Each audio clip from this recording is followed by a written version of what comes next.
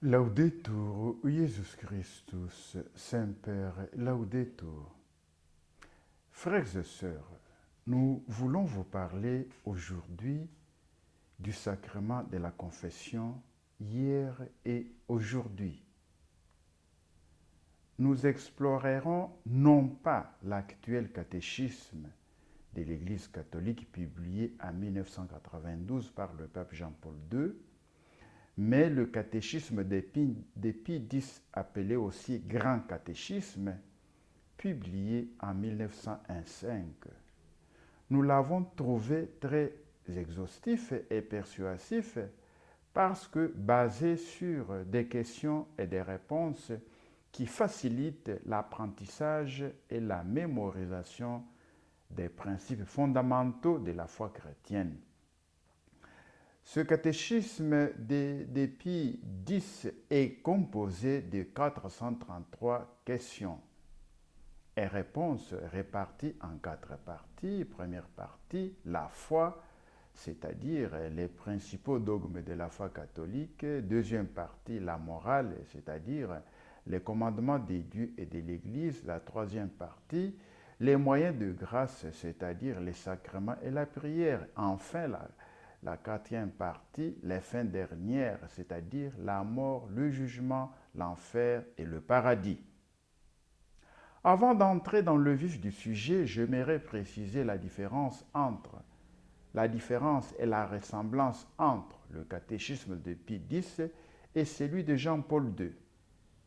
Le catéchisme de Pie X définit la confession comme l'accusation des péchés faite aux prêtres confesseurs pour en recevoir l'absolution et souligne l'importance de confesser tous les péchés mortels ainsi que les péchés véniels. Il détaille également les qualités nécessaires pour une bonne confession, notamment l'examen des consciences, la douleur des péchés, le ferme propos de ne plus pécher, la confession et la satisfaction. Tandis que le catéchisme de l'Église catholique de 1992, quant à lui, présente la confession comme un sacrement de guérison et de pardon, mettant l'accent sur la miséricorde des dieux et le rôle du prêtre comme ministre de la réconciliation. Il insiste sur l'importance de la contrition, de la confession et de la satisfaction, tout en soulignant la nécessité de la confession régulière pour la vie spirituelle du fidèle. C'est la troisième partie du chapitre 6, donc du catéchisme des Pie VI qui nous intéresse, du catéchisme des Pie X qui nous intéresse et qui traite de la pénitence, objet de notre enseignement d'aujourd'hui. Et il y a la première partie de la pénitence en général. Qu'est-ce que le sacrement de pénitence? La pénitence, appelée aussi confession, est le sacrement institué par Jésus-Christ pour remettre les péchés commis après le baptême. Pourquoi donne-t-on à ce sacrement le nom de pénitence?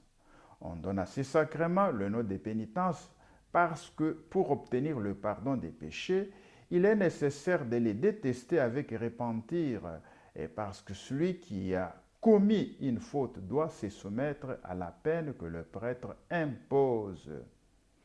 Pourquoi ce sacrement est-il aussi appelé confession?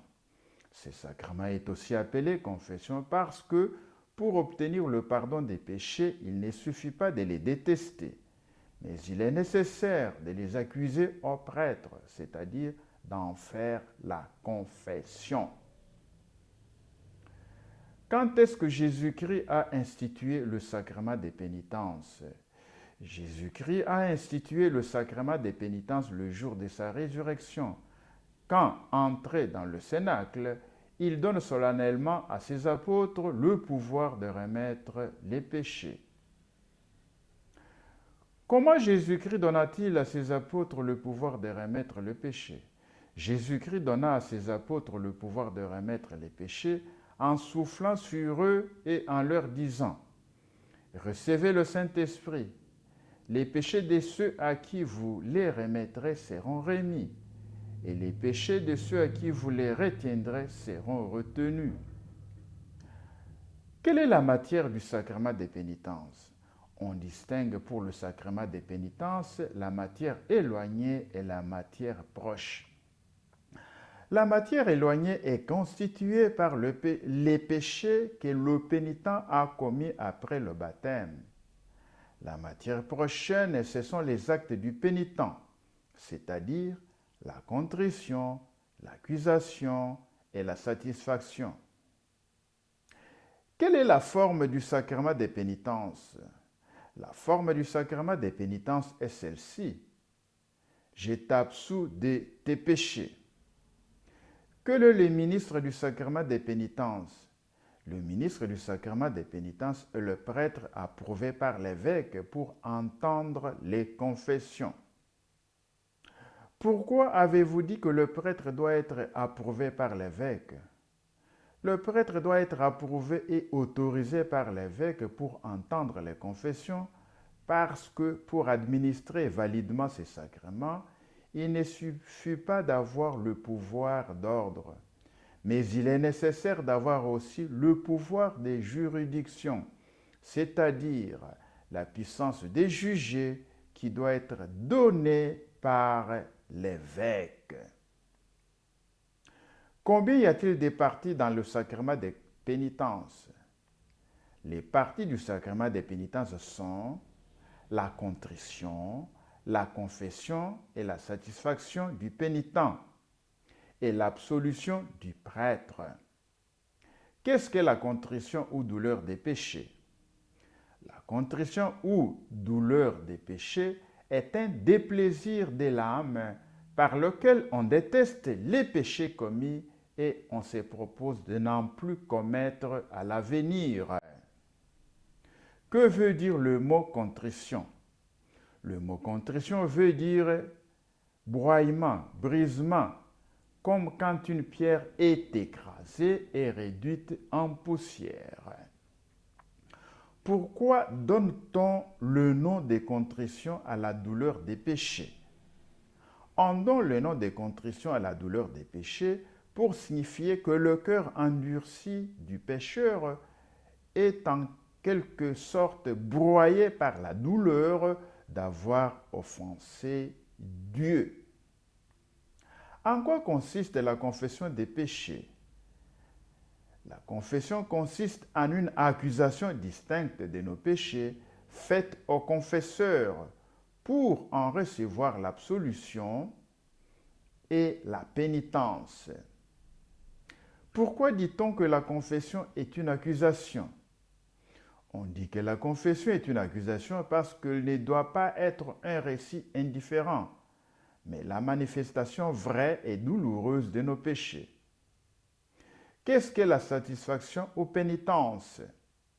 La satisfaction aux pénitences est une prière ou une autre bonne œuvre que le confesseur impose au pénitent en expiation de ses péchés. Qu'est-ce que l'absolution? L'absolution est la sentence que le prêtre prononce au nom de Jésus-Christ pour remettre les péchés du pénitent. Des parties du sacrement des pénitences, quelle est la plus nécessaire? Des parties du sacrement des pénitences, la plus nécessaire est la contrition, parce que sans elle, on ne peut jamais obtenir le pardon des péchés. Et avec elle seule, quand elle est parfaite, on peut obtenir le pardon pourvu qu'elle soit unie au désir, au moins implicite, de se confesser. Les effets et la nécessité du sacrement des pénitences et les dispositions pour le bien recevoir. Quels sont les effets du sacrement des pénitences? Le sacrement des pénitences confère la grâce sanctifiante par laquelle sont remis les péchés mortels et aussi les péchés véniels qu'on a confessés et dont on a le repentir. Il change la peine éternelle en peine temporelle, dont une partie plus ou moins grande, selon les dispositions, est même remise. Il rend les mérites des bonnes œuvres faites avant de commettre le péché mortel. Il donne à l'âme des secours opportuns pour ne pas retomber dans le péché et remet la conscience en paix. Le sacrement des pénitences est-il nécessaire à tous pour être sauvés? Le sacrement des pénitences est nécessaire pour être sauvés à tous ceux qui, après le baptême, ont commis quelques péchés mortels. Est-il bon de se confesser souvent? Il est très bon de se confesser souvent parce que le sacrement des pénitences non seulement efface les péchés, mais encore donne les grâces nécessaires pour les éviter à l'avenir. Le sacrement des pénitences a-t-il la vertu de remettre tous les péchés, si nombreux et si grands qu'ils soient? Le sacrement des pénitences a la vertu de remettre tous les péchés, si nombreux et si grands qu'ils soient, pourvu qu'on le reçoive avec les dispositions requises. Combien faut-il de choses pour faire une bonne confession? Pour faire une bonne confession, il faut 5 choses. Première chose, l'examen de conscience. Deuxième chose, la douleur d'avoir offensé Dieu. Troisième, la résolution de ne plus pécher. Quatrième chose, l'accusation de ses péchés. Et cinquième chose, la satisfaction ou pénitence. Que devons-nous faire avant tout pour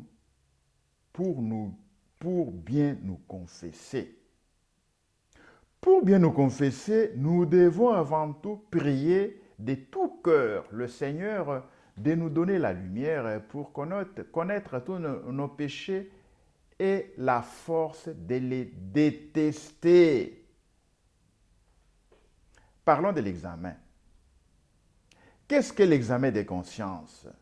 L'examen des consciences est une recherche attentive des péchés qu'on a commis depuis la dernière confession bien faite. Comment alors s'est fait l'examen des consciences? L'examen des consciences s'est fait en cherchant soigneusement à se rappeler devant Dieu tous les péchés non encore confessés et qu'on a commis en pensée, parole, action et omission contre les commandements de Dieu et de l'Église et contre les obligations de son État. Moi, je conseille souvent d'invoquer le Saint-Esprit qui koudi et selele wash qui tumuniki qui tuludiki. Sur quelle autre chose devons-nous nous examiner? Nous devons encore nous examiner sur les mauvaises habitudes et les occasions des péchés. Dans l'examen, devons-nous rechercher aussi le nombre des péchés? Dans l'examen, nous devons aussi rechercher le nombre des péchés mortels. Que faut-il pour qu'un péché soit mortel? Pour qu'un péché soit mortel, il faut 3 choses. Première chose, matière grave. Deuxième chose, pleine advertence et parfait consentement de la volonté. Quand est-ce qu'il y a matière grave?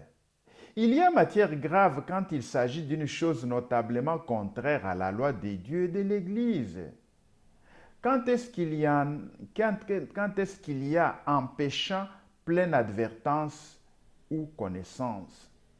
Il y a en péchant pleine advertance ou connaissance quand on connaît parfaitement qu'on fait un mal grave. Quand est-ce que dans le péché, il y a parfait consentement de la volonté? Il y a dans le péché parfait consentement de la volonté quand on veut délibérément faire une chose, bien qu'on sache qu'elle est coupable.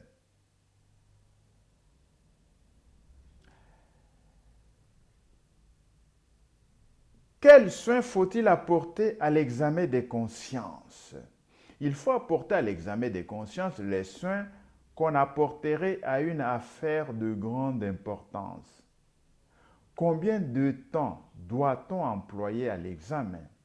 On doit employer à l'examen des consciences plus ou moins de temps selon le besoin, c'est-à-dire selon le nombre et la qualité des péchés qui chargent la conscience et selon le temps écoulé depuis la dernière confession bien faite. Comment peut-on rendre plus facile l'examen pour la confession? On rend plus facile l'examen des consciences pour la confession en faisant chaque soir l'examen des consciences sur les actions de la journée. Je conseille à mes fils et filles spirituels de faire un examen des consciences chaque soir, de faire aussi un acte de contrition. Il y a une prière là qu'une Clarisse priait chaque soir. À sa mort, elle alla directement au paradis. La prière du Sacré-Cœur de Jésus, je la conseille aussi. Moi-même, je la récite chaque soir au moment des complis. Parlons de la douleur. Qu'est-ce que la douleur des péchés? La douleur des péchés consiste en un déplaisir et une sincère détestation de l'offense faite à Dieu. Combien y a-t-il de sortes de douleurs?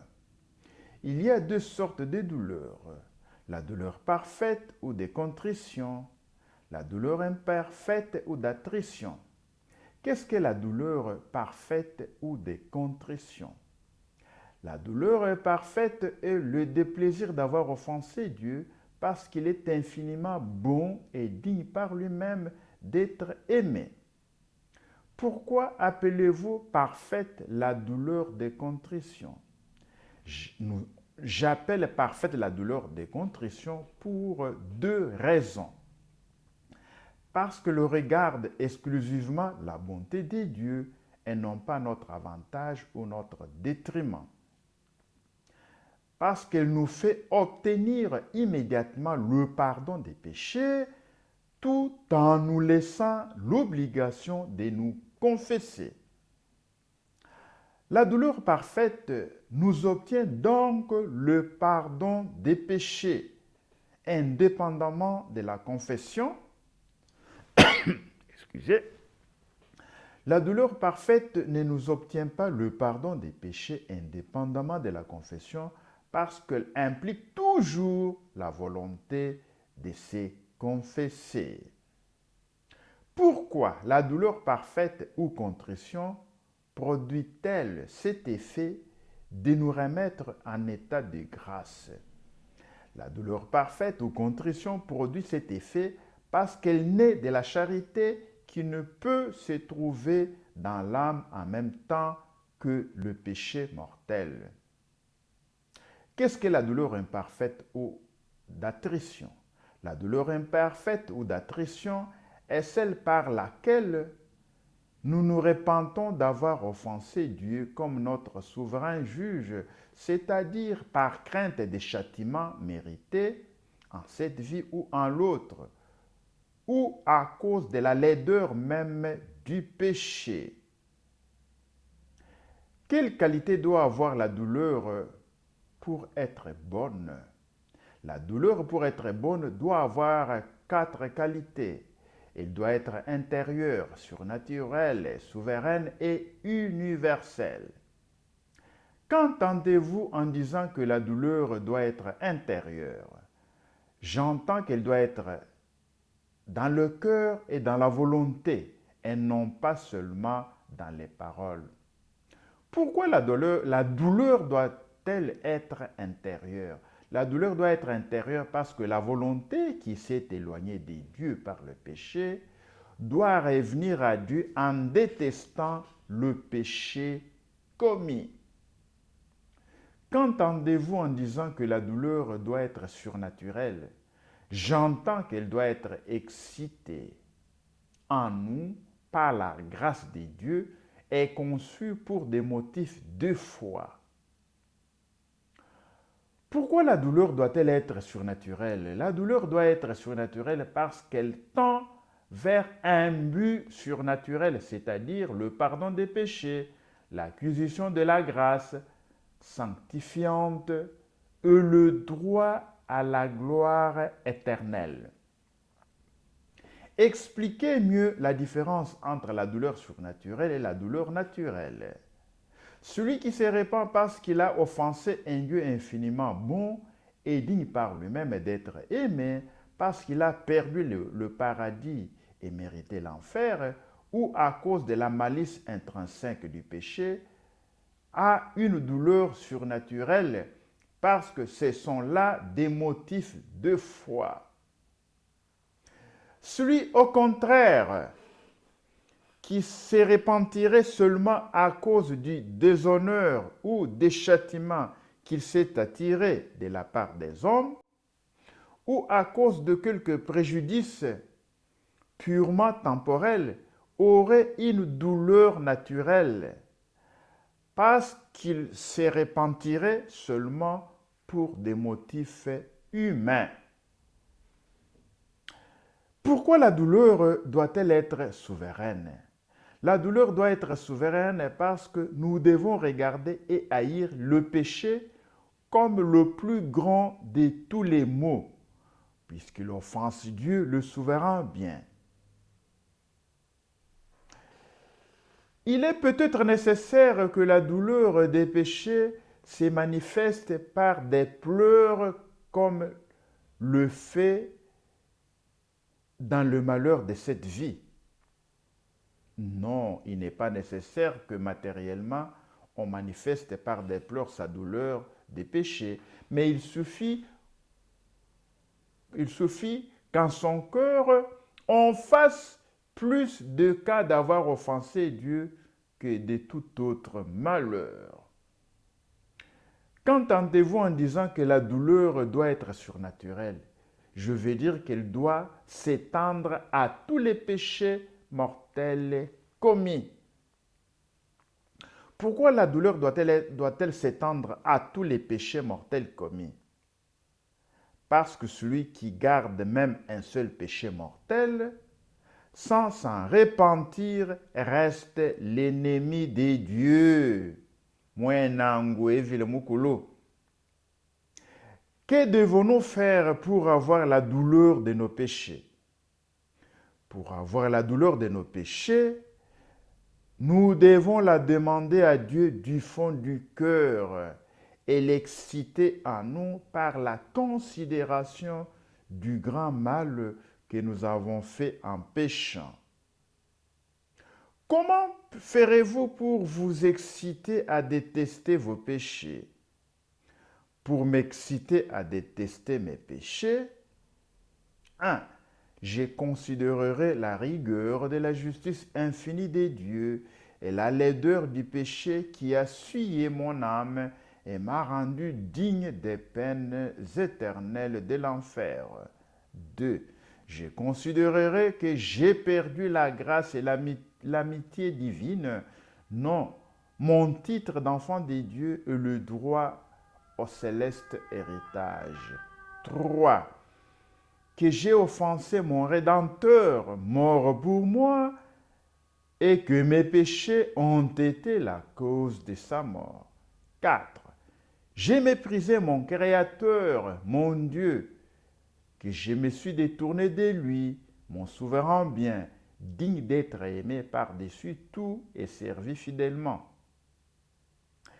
Devons-nous avoir grand soin quand nous allons nous confesser d'avoir une vraie douleur de nos péchés? Quand nous allons nous confesser, nous devons certainement avoir grand soin d'avoir une vraie douleur de nos péchés, parce que c'est la chose la plus importante de toutes et que si la douleur manque, la confession est nulle. Celui qui se confesse, celui qui ne confesse que des péchés véniels, doit-il avoir la douleur de tous? Quand on ne confesse que des péchés véniels, pour que la confession soit valide, il suffit qu'on ait le repentir de quelques-uns. Mais pour obtenir le pardon de tous, il est nécessaire qu'on se repente de tous ceux qu'on reconnaît avoir commis. Celui qui ne confesse, celui qui, ne confessant pas des péchés véniels, ne se repent pas même d'un seul, fait-il une bonne confession? Celui qui, ne confessant que des péchés véniels, ne se repent pas même d'un seul, fait une confession nulle. De plus, cette confession est sacrilège si c'est avec advertance qu'il manque des douleurs.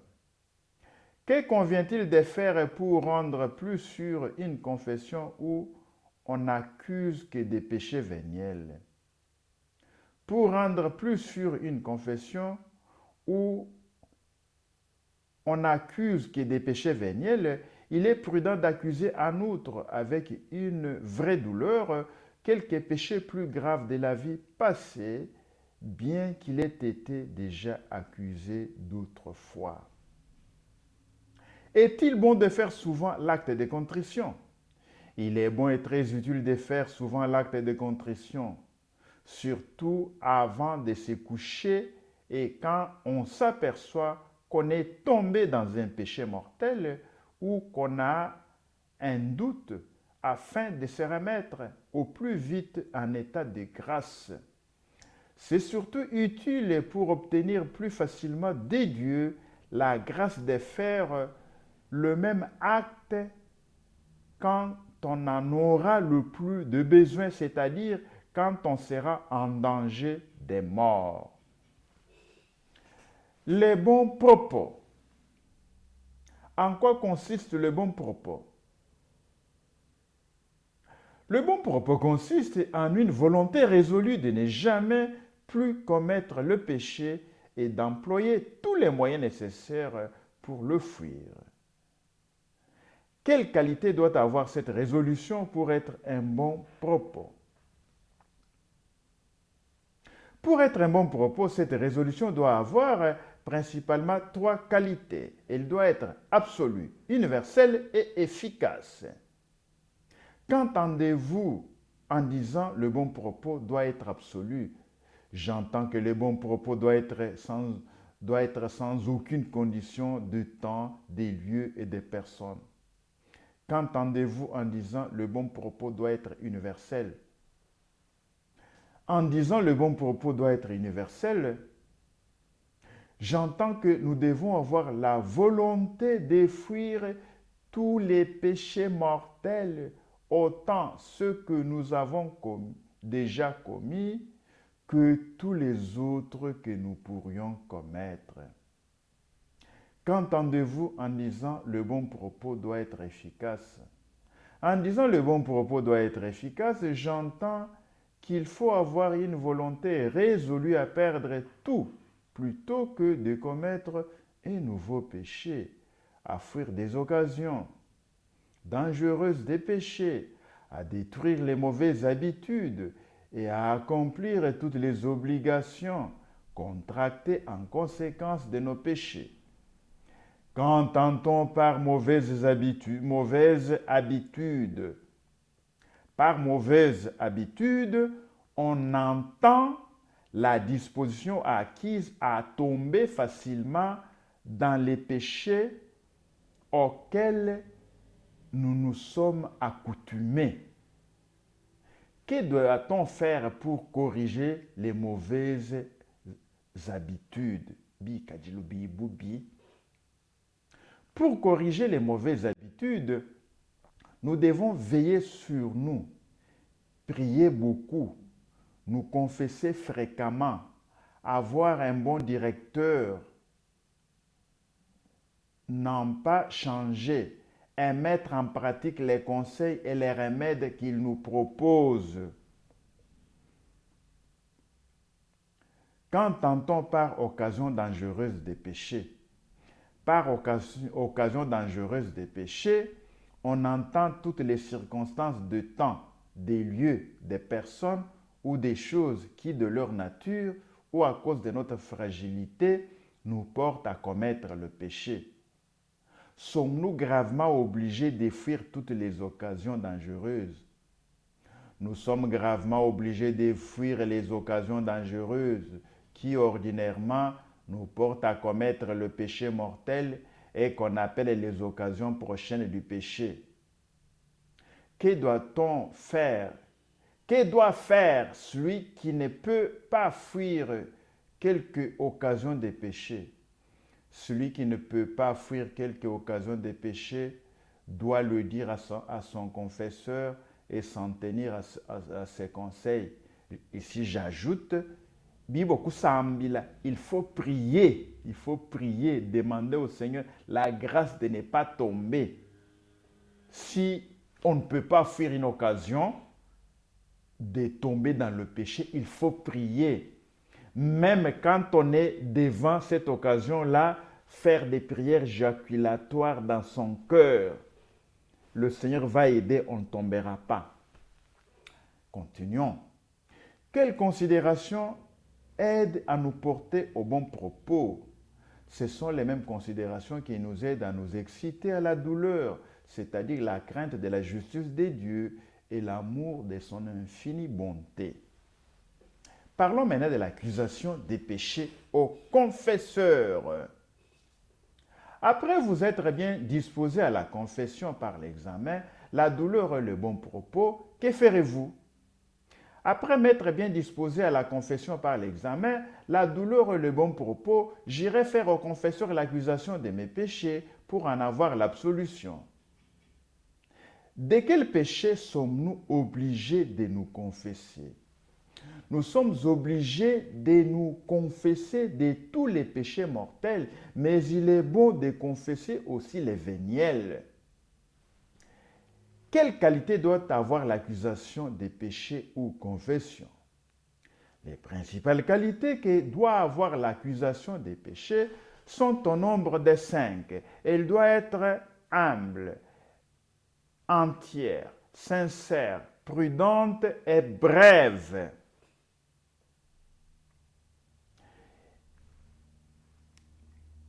Que signifient ces mots? L'accusation doit être humble. Il signifie que le pénitent doit s'accuser devant son confesseur sans arrogance, dans l'esprit ou les paroles, mais avec le sentiment d'un coupable qui reconnaît sa faute et comparaît devant le juge. Que signifient ces mots? L'accusation doit être entière.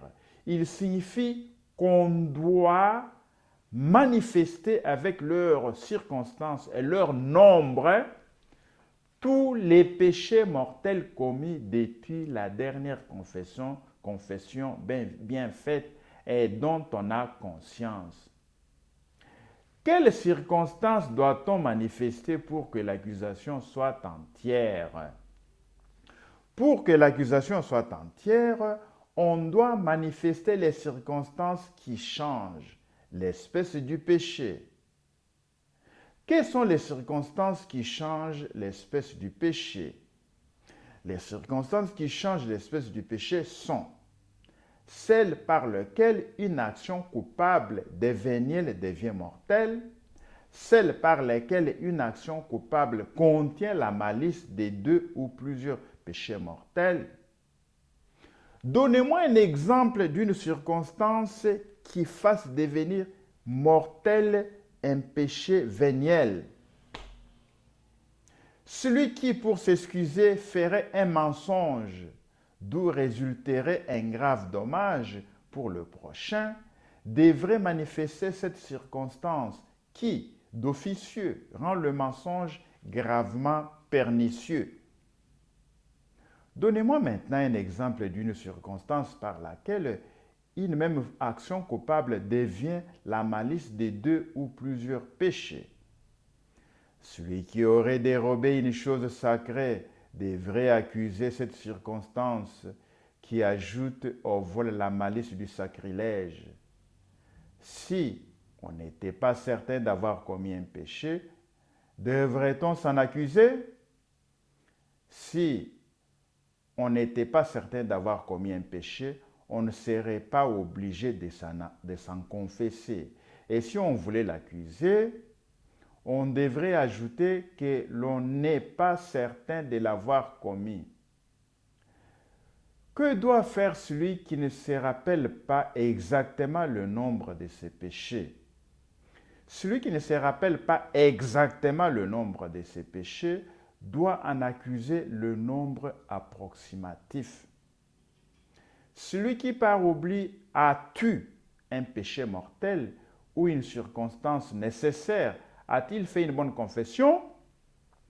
Celui qui par oubli a tué un péché mortel ou une circonstance nécessaire a fait une bonne confession pourvu qu'elle ait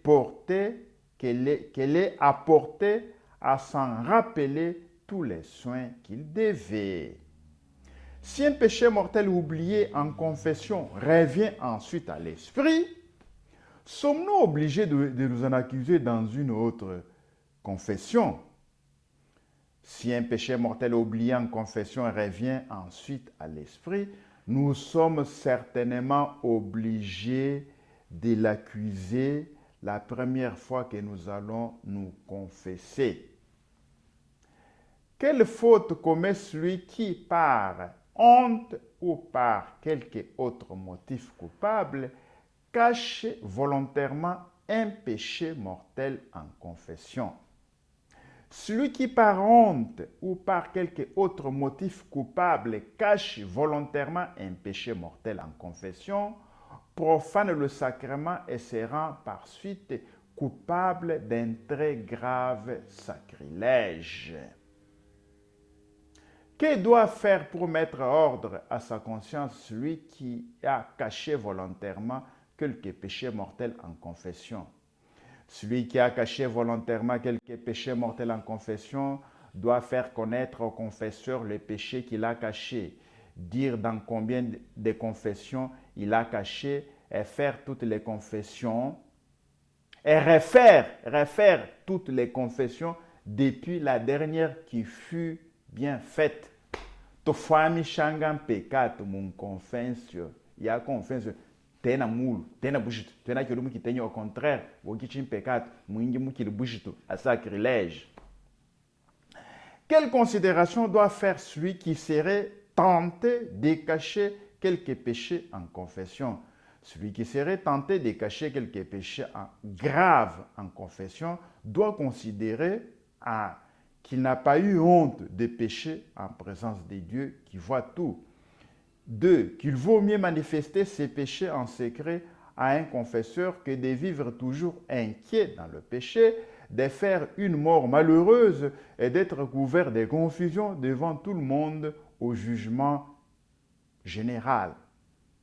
3. Que le confesseur est obligé au secret sacramentel qu'il ne peut violer sans commettre un très grave péché et sans s'exposer aux peines temporelles et éternelles les plus sévères. Le Code du droit canonique de 1983 promet des sanctions sévères aux prêtres qui révèlent le secret sacramentel. Donc,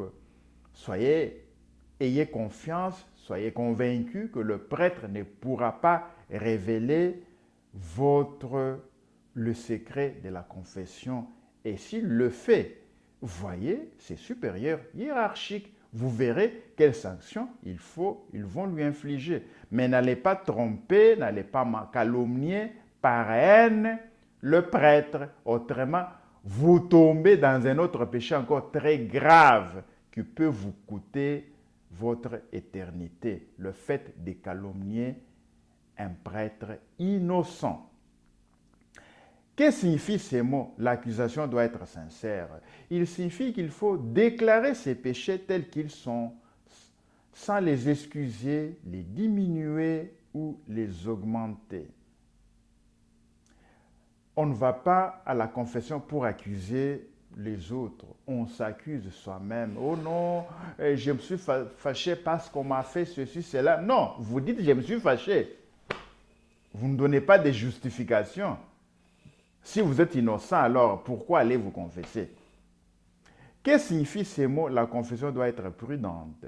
Il signifie qu'en confessant nos péchés, nous devons employer les termes les plus modestes et que nous devons nous bien garder de découvrir les péchés des autres. On ne va pas en confession beaucoup kukakula mpekatu ya bangi bantu pekatu yande jo ya nyanga mukutekalusa. Que signifient ces mots? La confession doit être brève. Il signifie que nous ne devons pas dire au confesseur rien d'inutile. N'est-il pas pénible de devoir confesser ses péchés à un autre, surtout si ces péchés sont très déshonorants? Bien qu'il puisse être pénible de confesser ses péchés à un autre, il faut le faire parce que c'est des préceptes divins et qu'on ne peut obtenir autrement le pardon des péchés commis, et de plus parce que la difficulté qu'on éprouve de se confesser est compensée par de nombreux avantages et de grandes consolations. Obefrena buvubo kala confiance. Banda kuifrena buvukum pala kokita un pecado. Fumu dumfu kita un pecado. Donc elle confiance kachabouf. La manière de se confesser. Comment vous présenterez-vous au confesseur?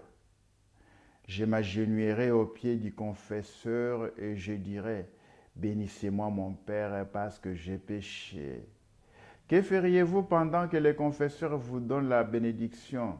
Je m'inclinerai humblement pour la recevoir et je ferai le signe de la croix. Il y en a, quand ils reçoivent le signe de la croix, ils ont les yeux grandement ouverts en train de regarder le prêtre comme si le prêtre va tirer une arme sur eux au lieu de s'incliner humblement. Il y en a aussi qui est en train de confesser les péchés, c'est comme s'il est en train de blaguer. C'est comme s'il se plaisait dans le péché, il n'a pas toute la pénitence. Quand on a fait le signe de la croix, que doit-on dire? Quand on a fait le signe de la croix, on doit dire je me confesse à Dieu Tout-Puissant, à la petite patata, ainsi de suite. Ensuite, que faut-il dire? Ensuite, il faut dire je me suis confessé depuis tant de temps. Donc, il faut toujours dire ne confesse wandande qui est l'ota de alubi ngwamwe jakidi mwabidi mwekumi. Ça fait 10 ans que je ne me confesse pas. Et puis, présenter aussi son identité. Je suis femme mariée, je suis un jeune, je suis célibataire, je suis divorcé. Et je me suis confessé depuis tant de temps. Par la grâce de Dieu, j'ai reçu l'absolution et j'ai fait la pénitence. J'ai fait la Sainte Communion. Ensuite, on accuse ses péchés. Moi, j'ajoute qu'il faut présenter son identité, c'est-à-dire l'identité chrétienne. Je suis chrétien, je suis une religieuse, je suis un prêtre, je suis un catéchiste, je suis un père de famille, ainsi de suite. Ensuite, on accuse ses péchés. Quand vous avez fini l'accusation de vos péchés, que ferez-vous? Quand j'aurai fini l'accusation de mes péchés, je dirai, je m'accuse encore de tous les péchés de la vie passée, spécialement contre telle ou telle vertu. Tous les péchés dont je n'ai pas souvenance en ce moment, il faut ajouter comme ça.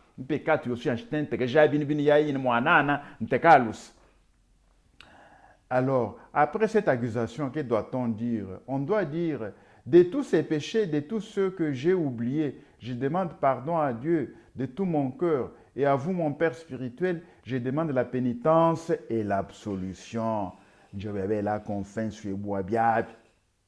Quand on a ainsi terminé l'accusation des péchés, que reste-t-il à faire? Quand on a terminé l'accusation des péchés, il faut écouter avec respect ce que dira le confesseur, recevoir la pénitence avec une volonté sincère de l'accomplir, et pendant qu'il donnera l'absolution, renouveler dans son cœur l'acte de contrition. Moi, personnellement, je demande aux pénitents, lorsque j'ai fini de donner quelqu'un conseil, et la pénitence, je demande aux pénitents de réciter l'acte de contrition. C'est seulement quand il finit l'acte de contrition que je l'absous. Une fois l'absolution reçue, que reste-t-il à faire? l'absolution reçue, il faut remercier Dieu, faire plutôt la pénitence et mettre en pratique les avis du confesseur. Parlons de l'absolution. Les confesseurs doivent-ils toujours donner l'absolution à ceux qui se confessent? Les confesseurs ne doivent donner l'absolution qu'à ceux qu'ils jugent bien disposés à la recevoir. Les confesseurs peuvent-ils quelquefois différer ou refuser l'absolution? Non seulement les confesseurs peuvent, mais ils doivent différer ou refuser l'absolution dans certains cas pour ne pas profaner le sacrement. Quels sont les pénitents qu'on doit considérer comme mal disposés et à qui l'on doit ordinairement refuser ou différer l'absolution? Les pénitents qu'on doit considérer comme mal disposés sont principalement ceux qui ne connaissent pas les principaux mystères de la foi ou qui négligent de s'instruire des principaux points de la doctrine chrétienne qu'ils sont obligés de savoir selon leur état. Ceux qui sont gravement négligents à faire leur examen de conscience et qui ne donnent pas des signes de douleur et de repentir. Ceux qui, le pouvant, ne veulent pas restituer le bien d'autrui qu'ils ont pris ou rétablir la réputation qu'ils ont enlevée. Muntumuibe, celui qui a volé, il faut lui demander d'aller restituer. S'il ne veut pas restituer, il faut différer la pénitence. Il ne faut pas donner la pénitence. Ou celui qui a discrédité, quand il se confesse, il faut lui demander d'abord la réparation. S'il accepte d'aller réparer, de rétablir la réputation de la personne qui l'a calomnié, alors on donne l'absolution. Autrement, non. 4. Ceux qui ne pardonnent pas du fond du cœur à leur ennemi. Alors, si un pénitent ne veut pas pardonner à son ennemi, alors il n'a pas droit à l'absolution. Il faut différer, attendre lorsqu'il pourra pardonner, et c'est alors que vous pourrez lui donner l'absolution. 5. Ceux qui ne veulent pas employer les moyens nécessaires pour se corriger de leurs mauvaises habitudes. Alors, quelqu'un s'est vautré dans ses mauvaises habitudes, il ne veut pas changer. Alors, mais il vient quand même se confesser. Il ne faut pas l'absoudre. C'est une confession sacrilège. Le prêtre risque de se damner en absolvant de telles personnes. 6. Ceux qui ne veulent pas fuir les occasions prochaines des péchés. Alors, celui qui ne veut pas fuir l'occasion des péchés veut tomber en d'autres termes. Il n'a pas droit à l'absolution.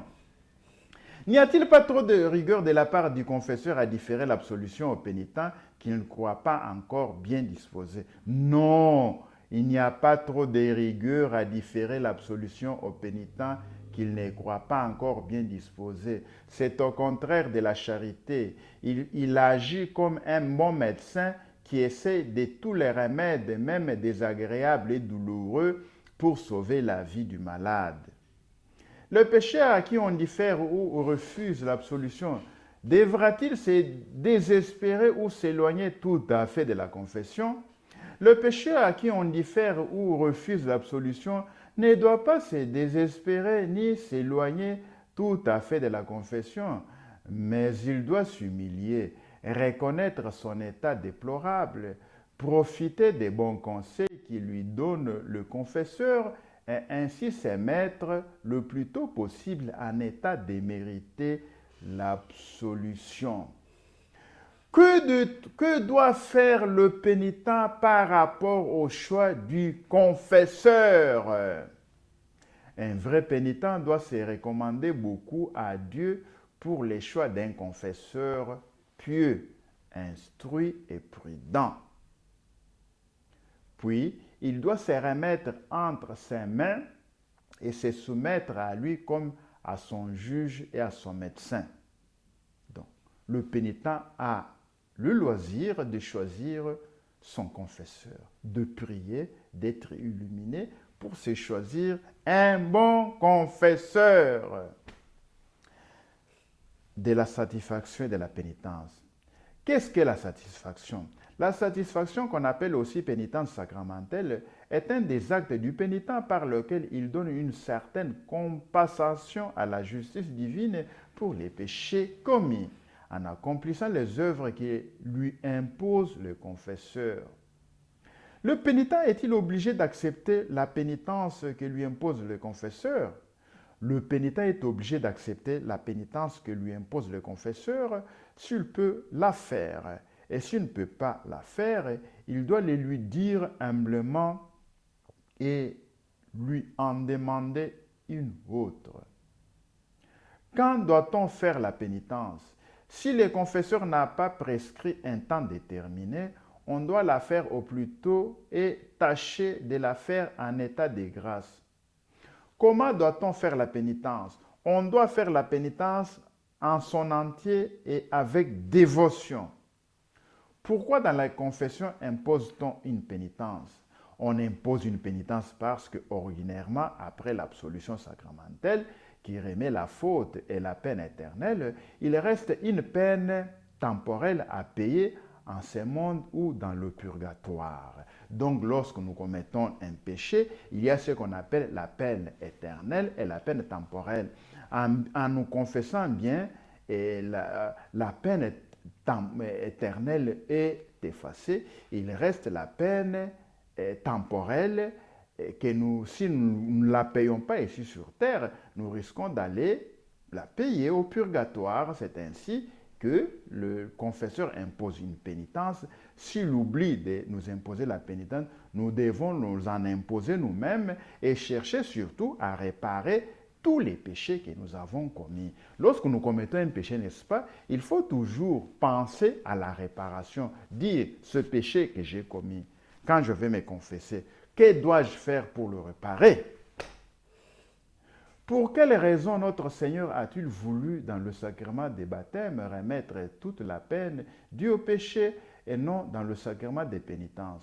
Notre Seigneur a voulu, dans le sacrement des pénitences, remettre toute la peine due au péché et non dans le sacrement des pénitences, parce que les péchés après le baptême sont beaucoup plus graves, étant commis avec plus de connaissances et d'ingratitude pour les bienfaits de Dieu. Et aussi, afin que l'obligation de satisfaire pour ces péchés soit un frein qui empêche d'y retomber. Pouvons-nous par nous-mêmes satisfaire à Dieu? Non, par nous-mêmes, nous ne pouvons pas satisfaire à Dieu, mais nous le pouvons en nous unissant à Jésus-Christ qui, par le mérite de sa passion et de sa mort, donne de la valeur à nos actes. La pénitence que donne le confesseur suffit-elle toujours à effacer la peine qui reste due pour les péchés? La pénitence que donne le confesseur ne suffit pas ordinairement à payer toute la peine due pour les péchés. Aussi, il faut tâcher d'y suppléer par d'autres pénitences volontaires. Je l'ai déjà dit, nous devons nous imposer des pénitences volontaires. Quelles sont les œuvres des pénitences? Les œuvres des pénitences peuvent se réduire à trois espèces. La prière, le jeûne et l'aumône. Qu'entendez-vous par prière? J'entends par prière toutes sortes d'exercices de piété. Qu'entend-on par jeûne? On entend par jeûne toutes sortes de mortifications. Vigila, se mortifier, ne pas manger, dormir sur le dur, offrir un pardon, se priver d'un bien, à redécouvrir le jeûne, se priver surtout du manger, j'insiste, redécouvrir le sens du jeûne. Dans mes enseignements, vous trouverez des catéchèses sur le jeûne en italien et en français. Qu'entend-on par aumône? On entend par aumône toute œuvre de miséricorde spirituelle et corporelle. Quelle pénitence est la plus méritoire, celle que donne le confesseur ou celle que nous imposons de nous-mêmes? La pénitence que nous donne le confesseur est la plus méritoire parce que faisant partie du sacrement, elle reçoit une plus grande efficacité des mérites de la passion de Jésus-Christ. Ceux qui meurent après avoir reçu l'absolution, mais avant d'avoir pleinement satisfait à la justice de Dieu, vont-ils tout droit en paradis? Non, ils vont en purgatoire pour y satisfaire à la justice de Dieu et se purifier entièrement. Pouvons-nous soulager dans leur peine les âmes en purgatoire? Oui, les âmes qui sont en purgatoire peuvent être soulagées par les prières, les aumônes, toutes les autres bonnes œuvres, par les indulgences et surtout par les saints sacrifices de la messe. Outre la pénitence, que doit encore faire le pénitent après la confession? Le pénitent après la confession, outre la pénitence, s'il a injustement fait tort au prochain ou s'il lui a donné du scandale, doit au plus tôt et autant qu'il est possible lui restituer les biens, rétablir son honneur et réparer le scandale. Laudetur Jesus Christus, Saint-Père, Laudetur. Frères et sœurs, cet enseignement a été long, une cinquantaine de minutes en tout cas. Il le fallait. Il le fallait. Il le fallait. Kwa mutubaombo tuba fudika. Kwa mudimi, kwa shala kwa mudimina.